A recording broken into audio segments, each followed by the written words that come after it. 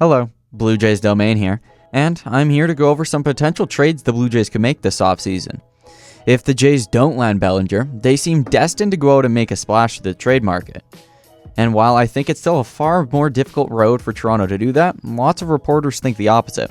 So, let's go over some potential trades that I have made that I think the Toronto Blue Jays could very easily go out and do.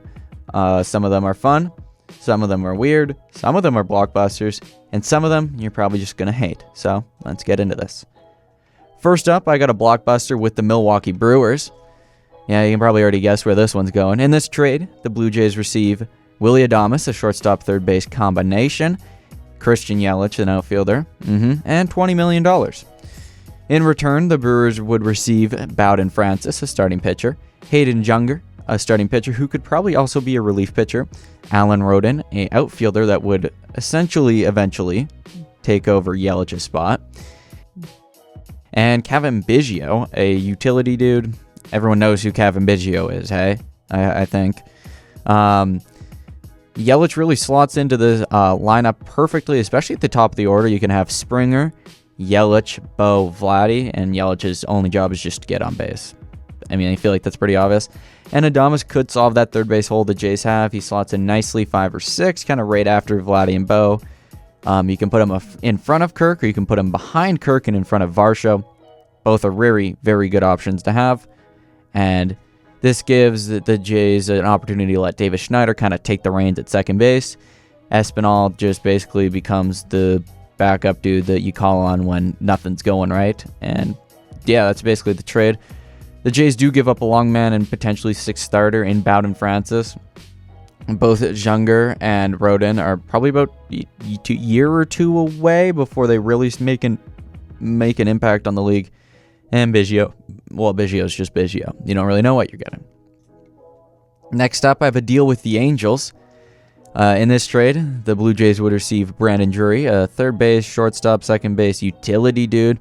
Drury would come over and essentially just take over at third base. And the Angels would receive Dassin Brown, an outfielder from wherever in the minors for the Jays. I believe he's AA. Drury would basically provide stability at third base while also allowing for prospects like Barger or Martinez to come up and get some action there as well. Basically a platoon situation is what we're looking at. Next up is another quote-unquote blockbuster, but it's with the White Sox. People, it's not the deal everyone's going to assume, so sorry, it's not Robert. In this trade, I have the Jays receiving Eloy Jimenez, a DH, an outfielder, mainly a DH, and Yon Moncada, a third baseman. I know, not the deal everyone wants, but it's fun. Going the other way, the White Sox receive Irv Carter, a starting pitcher, Nathan Lukes, an outfielder, and Tyler Keenan, a first baseman.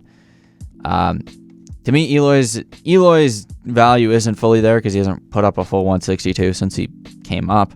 And Moncada, well, I mean, if you get 80, lucky. So it's kind of a cheaper end of the deal. High reward, high risk, a little bit of everything. In this, Eloy just provides the power the Jays really need. If Eloy can stay healthy, he can put up 30 home runs. He'd play majority of that time at DH, maybe like 2 games out in the field. And like I said, if he can stay healthy, that's 30 home runs that the Jays desperately need. He's also a lot cheaper to get than Luis Robert, who is just like God himself on the White Sox right now. And Yon Moncada is a guy who really could benefit from just going anywhere else, a change of scenery. He provides stability at third base. It's not the best stability. Obviously, there's better options, but it's a fun option as well.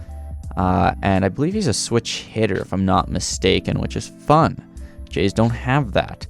And he's got a pretty decent bat. He's going to hit about 260. So, pretty good. This next trade is definitely not a fan favorite, but it's a kind of a trade I've been eyeing since the start of the offseason is one that I just feel the Jays are going to go out and do because it doesn't make sense, and that's why they do it. And that's a trade with the Cincinnati Reds. In this trade, the Blue Jays would receive Jonathan India to play second base.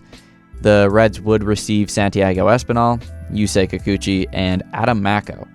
Adam Macko is a starting pitcher, if anyone is unaware.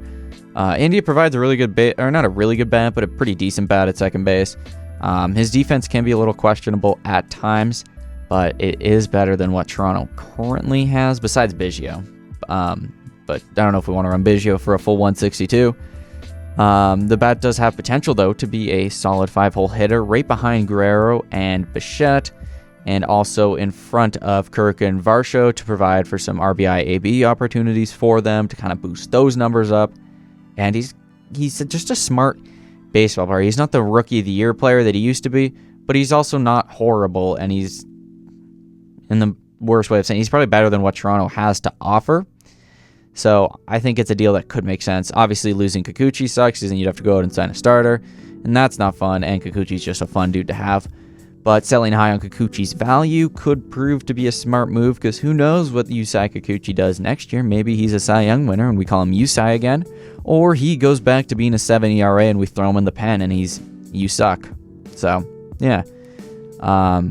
Next up is the final trade, and it's one of my personal favorites, and it can be considered a blockbuster. I think this is more of a blockbuster than that Milwaukee deal that I had thrown out there. So strap in, let's have some fun with this one. And yeah, we're going to go in and steal from Minnesota. Not steal, but, you know. In this deal, the Blue Jays receive Max Kepler, an outfielder, and Jorge Polanco, a second baseman, who can also play third base, from my understanding. The Twins would receive Addison Barger, who's a shortstop prospect, but also has been playing a lot of right field, and a bit of third base. They'd also receive Chad Dallas, a starting pitcher, Otto Lopez, a shortstop, Nathan Lukes, an outfielder, and Ryan Jennings, a starting pitcher. Kepler provides that lefty outfield bat that the Jays lose in Kevin Kiermaier hitting free agency and probably not signing back. Plus, it's a lot more power, and I mean, it just allows you to slot Varsho into center field. Just get him into center field already. Jeez. And Polanco is just an elite bat, wherever you put him. Like, he's a top bat in the league if he's at second base or if he's at third base. Just a really good bat. And again, switch hitter, I think. I'm not 100% sure. But these guys lengthen the hell out of this lineup. It makes it look like another top lineup in the league again. It brings back kind of, I don't want to say 2015 vibes, because that's what everyone kind of compares it to. But, you know, you're looking at this lineup, and it's a lot deeper than you would think, in a sense. Kind of sort of like the 2021 lineup. If people really want to go for a recency bias. So, yeah. Those are just the trades that I kind of think could happen, and the ones that I put together.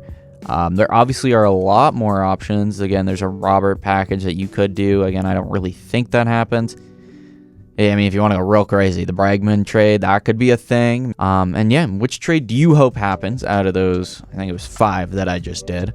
And what trades do you hope to see that weren't mentioned in this video, but that you think the Jays should or could do throughout this offseason?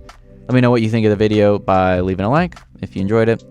Comment, I guess what I just told you, trades that you think could happen and whatnot. And subscribe if you guys are brand new to the channel. We're trying to do this weekly, every Monday. I know I said Sunday last video, but it's every Monday. Videos are going to come out. And yeah, peace out. Thanks for watching. Bye.